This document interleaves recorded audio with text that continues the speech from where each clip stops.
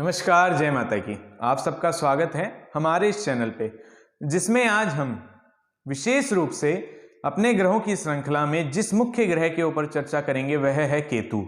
हमने अभी तक सूर्य से लेकर राहु ग्रह पर्यंत अपने नवग्रह मंडल की श्रृंखला में 8 ग्रहों के विषय में चर्चा कर ली है। अगर आपने अभी तक वो वीडियोज नहीं देखी हैं तो मैं ऊपर उनका लिंक दे दूंगा, उस प्लेलिस्ट का लिंक आपको दे दूंगा, आप वहां जाकर उन्हें देख लीजिएगा। आज हम अपनी ग्रहों की श्रृंखला में केतु के विषय में चर्चा करने जा रहे हैं। इस सीरीज के बाद अब हमारी जो अगली सीरीज आरंभ होगी वो है राजयोगों को लेकर के, कि कुंडली में कौन सा राजयोग हो तो इसका क्या प्रभाव पड़ता है, इस विषय में हम जानेंगे। तो आइए आज की चर्चा आरंभ करते हैं, केतु के विषय में जानना आरंभ करते हैं। कई लोगों के मन में इनके विषय में लेकर बहुत सी रुचियां हैं, कई भ्रम भी हैं, कई भ्रांतियां भी हैं। आज उन सब रुचियों को एक नई राह प्रदान करेंगे और इनके जो गहन तथ्य हैं, इनके जो गूढ़ रहस्य हैं, उनके विषय में जानेंगे कि असल में केतु का स्वभाव है कैसा, किन किन चीजों के कारक होते हैं, कौन से वर्ण के कारक होते हैं, कौन से रंग का प्रतिनिधित्व केतु करते हैं, कौन से वो ग्रह हैं जिनको केतु अपना मित्र मानते हैं, किन ग्रहों के साथ सम व्यवहार रखते हैं और किन के साथ शत्रु जैसा व्यवहार रखते हैं, कौन सा इनका अंक है और क्यों कई जो ज्योतिषी हैं उनको सदैव केतु के लिए एक मतांतर की स्थिति देखने को मिलती है। कई लोग इन्हें शुभ ग्रह की श्रृंखला में रखते हैं, कई लोग इन्हें पापी ग्रह की श्रृंखला में रखते हैं। तो असल में ये है क्या? आपको आनंद आने लगा होगा। आज इन्हीं सभी प्रश्नों के उत्तर को लेकर मैं केतु के विषय में एक श्रेष्ठ चर्चा करूंगा। तो आइए चर्चा करना आरंभ करते हैं। केतु जो हैं सदैव राहु से 180 डिग्री के अंतर पर रहते हैं। अगर राहु जो है लगन में होंगे तो केतु उससे 7वें स्थान पर अर्थात सप्तम में होंगे। अगर राहु दूसरे स्थान पर होंगे तो वो उससे सप्तम स्थान अर्थात 8वें स्थान पर होंगे। इनके बीच में सदैव 180 डिग्री का गैप रहता है। केतु जो हैं वो गुप्त विद्याओं के, गड़े हुए धन के और जितनी भी तंत्र मंत्र इनसे संबंधित जितने भी विषय होते हैं जो गुप्त हैं, जो गूढ़ हैं, उन सब चीजों के कारक होते हैं। जितने भी आप तांत्रिक देख रहे हैं बड़े बड़े, जो भी इन क्षेत्रों से जुड़े हुए हैं, तंत्र के क्षेत्र से जुड़े हो गए, मंत्र के क्षेत्र से जुड़े हो गए और गूढ़ विद्याओं से जिन जिनका जुड़ना है, अर्थात जो ऑकल्ट साइंसेस होती हैं, ऑकल्ट साइंस के अंदर सब आ जाता है। जैसे टैरो कार्ड रीडिंग हो गया, अपना हस्तरेखा हो गया, अपनी ज्योतिष हो गई और वास्तु हो गई, ये जितनी भी ऑकल्ट साइंसेस हैं ये सब इसके अंडर आ जाती हैं। तो कहीं ना कहीं अगर आप इन क्षेत्रों से जुड़े हुए हैं तो आपका केतु अष्टम से या पंचम से या ऐसे किसी स्थान से संबंध बना रहा होगा जहां बैठकर उन्होंने आपके मन में ये रुचि उत्पन्न कराई है। केतु सदैव इन्हीं चीजों के ही कारक माने जाते हैं। अगर आप इनका स्वभाव देखेंगे तो ये तमोगुणी ग्रह हैं। इन्हें सत्वगुणी ग्रहों की श्रृंखला में आप नहीं रख सकते। अब कई लोग तो इन्हें पापी ग्रह मान लेते हैं, कई लोग इन्हें शुभ ग्रह मान लेते हैं। देखिए, कई लोगों का मानना क्या है कि राहु के सदैव सप्तम में होने से, अब राहु तो पापी ग्रहों की श्रृंखला में सबसे ज्यादा पापी ग्रह हैं, कष्ट देने के मामले में वो सबसे ज्यादा कष्ट देते हैं। अब राहु से सप्तम में बैठे हैं केतु, तो कहीं ना कहीं मेरा ये मानना है कि जो राहु की नेगेटिविटी होती है, जो राहु की नेगेटिव एनर्जी होती है, उसको कैंसिल करने का काम केतु करते हैं। तो इसीलिए ही उसकी नेगेटिविटी को कैंसिल करने के कारण अब मैंने अपनी सारी एनर्जी किसी ऐसे व्यक्ति पर लगा दी, क्योंकि एनर्जी तो सीमित है। आप वो भी जानते हैं कि energy can neither be created nor be destroyed, it can only be transferred from one place to another. ये फिक्स्ड फॉर्मूला है, इसी के अकॉर्डिंग हमें चलना है। अब देखिए क्या है, केतु ने अपनी सारी एनर्जी जो भी है वो राहु की नेगेटिव एनर्जी को न्यूट्रल करने में लगा दी, तो इसी कारण वो अपनी शुभता को खो देते हैं। यही कारण है कि अभी तक इनके विषय में ये बात नहीं समझ पाए हैं हम लोग कि ये शुभ ग्रह की श्रेणी में आएंगे कि पापक ग्रह की श्रेणी में आएंगे, क्योंकि ये सब चीजें राहु के स्वभाव पर डिपेंड कर जाती हैं। अब ये विषय और गहरा होता जा रहा है। हम इस विषय में किसी और दिन एक श्रेष्ठ चर्चा करेंगे कि केतु को हम किस श्रेणी में माने। अभी के लिए फिलहाल आप केतु को तमोगुणी ग्रह ही समझिए। ये तमोगुणी हैं और ये भी परेशान करते हैं राहु की तरह। अब ये क्यों करते हैं ये मैंने आपको बता दिया कि एक दिन इस विषय में जब हम बृहद चर्चा करेंगे, जब मैं किसी दिन लाइव आऊंगा तब मैं आपको इस विषय में बताऊंगा। अब आइए आगे बढ़ जाते हैं। जो केतु हैं वो जिन ग्रहों को अपना मित्र मानते हैं वो कौन से हैं। देखिए कमाल की बात बताता हूं कि राहु तो केतु को अपना मित्र समझते हैं, लेकिन जो केतु हैं वो राहु को सम मानते हैं। जो केतु हैं उनके मित्र हो गए मंगल, बुध और गुरु। इन 3 ग्रहों को जो केतु हैं अपना मित्र मानते हैं, और सूर्य, चंद्रमा और शनि के साथ ये शत्रुवत व्यवहार रखते हैं। सूर्य, चंद्रमा और शनि को ये शत्रु मानते हैं और राहु को ये सम मानते हैं। कितनी कमाल की बात है। देखिए वहां राहु ने केतु को अपना मित्र माना है, क्योंकि पिछली वीडियो में मैंने बताया था, और यहां केतु जो है राहु को सम मान रहे हैं।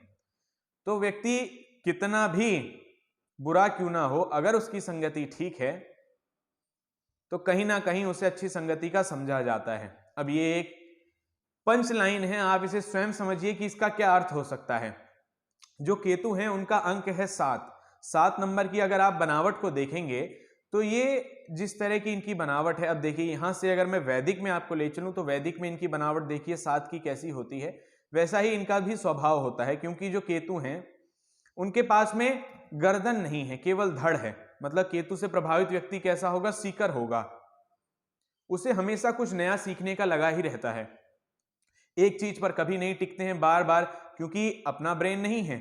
अगर आप इन्हें कोई कार्य में लगा दें कि हाँ इस विषय पर आपको रिसर्च करनी है, तो ये उसकी डेप्थ तक जाएंगे, उसकी सारी गहराइयों में जाकर उसके जो भी पॉइंट्स हैं छोटे से छोटा पॉइंट निकालेंगे। इसीलिए जब भी केतु ऐसे स्थान से संबंध बना लेते हैं आपकी कुंडली में जो रिसर्च का भाव है, तो आपकी भी प्रवृत्ति रिसर्चर वाली हो जाएगी, अर्थात आप भी एक समय में आकर साइंटिस्ट के पद पर जरूर पहुंच सकते हैं, अगर आपने अपना स्वभाव ऐसा बना लिया है तब।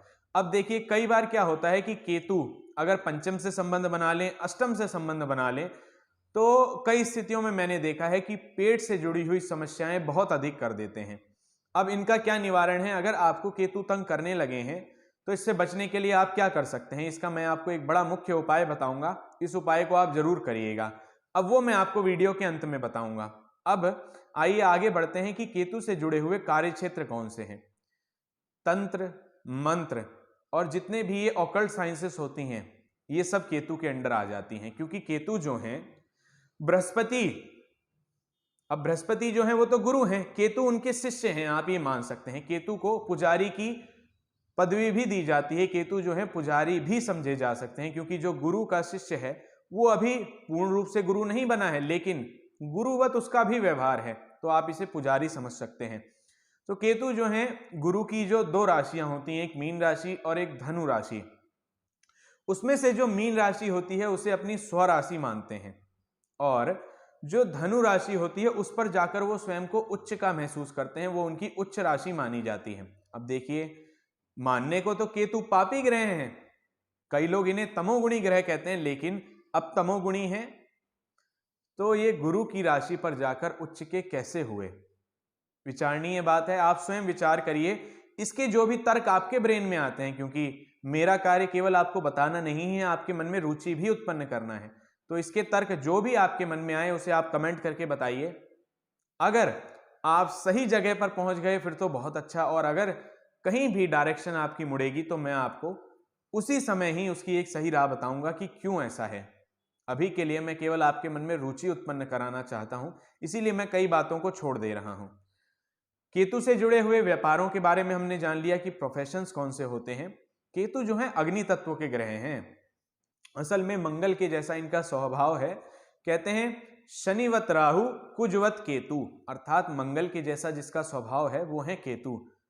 अब मंगल अग्नि है, केतु का भी स्वभाव अग्नि जैसा ही हो जाता है। अगर ये अष्टम में बैठ जाएं या किसी ऐसे स्थान में, मारक स्थानों में बैठ जाएं, जैसे कि दूसरा हो गया, तीसरा हो गया, सप्तम हो गया और अष्टम हो गया, इन स्थानों में अगर ये बैठ जाएं, पीड़ित हों और किसी पापी ग्रह के साथ बैठ जाएं, तो ये चोट चपेट एक्सीडेंट की घटनाओं को कई बार अंजाम दे देते हैं। अग्नि से भय होना, बिजली का करंट लगना, कुत्ता काट लेना, इस तरह की समस्याएं मैंने स्वयं देखी हैं जब ये किसी न किसी स्थिति में पीड़ित होते हैं तब। तो ये थी जी हमारी एक केतु को लेकर के विशेष चर्चा, जिसमें हमने जाना कि केतु किन ग्रहों को अपना मित्र मानते हैं, इनका स्वभाव कैसा है, किन ग्रहों के साथ ये शत्रुवत व्यवहार रखते हैं, इनसे जुड़े हुए प्रोफेशंस कौन से हैं, और अगर आपका केतु कमजोर स्थिति में है तो उसे बलवान करने के लिए आप क्या करें। आइए इस विषय में हम जान लेते हैं। केतु जो है वो सप्तधान्य के भी कारक होते हैं। मैंने राहु वाली अपनी वीडियो में बताया था कि जो 7 प्रकार का अनाज है उसे पीसकर भी अगर आप मछलियों को डालना शुरू कर देते हैं तो उससे आपके जो केतु हैं वो, माफ करिएगा, जो राहु हैं वो धीरे धीरे आपको प्रभाव, अगर आपको कष्ट दे रहे हैं तो वो कष्ट कम हो जाएगा धीरे धीरे। वैसे ही केतु के लिए आपको क्या करना है, जो सप्तधान्य और कंबल होता है, क्योंकि परिवारों में तो ये नाना के कारक हैं, जैसे राहु दादा के होते हैं वैसे ही ये नाना के कारक हैं, तो विशेष रूप से अपने नाना की सेवा करिए। और दूसरा क्या है कि आप कंबल का मंगलवार के दिन और बृहस्पतिवार के दिन एक काला और सफेद कंबल, ये दोनों कलर एक ही के अंदर हों अगर, तो आप वो कंबलों को दान कर दीजिए। किस दिन करना है, मंगल को और बृहस्पतिवार के दिन। इन 2 दिनों में अगर आप कंबल का दान करते हैं, या विशेष रूप से कुष्ठ आश्रम में जाकर के उन व्यक्तियों को जो किसी तरह से अपने शरीर को लेकर पीड़ित हैं, कुष्ठ आश्रम में जाकर अगर उनको भी भोजन कराते हैं, और किस दिन कराना है, मंगलवार के दिन या फिर बृहस्पतिवार के दिन, अगर आप ऐसा करते हैं तो उससे भी आपको बहुत लाभ होगा। ये कई प्रयोग मेरे आजमाए हुए हैं, आप इन्हें करिए और आपको लाभ अवश्य पहुंचेगा। तो ये थी जी हमारी एक विशेष चर्चा केतु को लेकर के। आने वाली वीडियोज में हम ऐसे ही राजयोगों के विषय में भी चर्चा करेंगे। तो आप कौन से राजयोग के विषय में सर्वप्रथम जानना चाहते हैं, कमेंट बॉक्स में अवश्य बताइएगा। अगर आपकी कुंडली में भी कोई राजयोग है तो आप उसे भी कमेंट बॉक्स में बताइएगा, उस विषय में भी मैं बताऊंगा। तब तक के लिए बने रहें हमारे साथ, हमारे इस चैनल पे। जय माता की।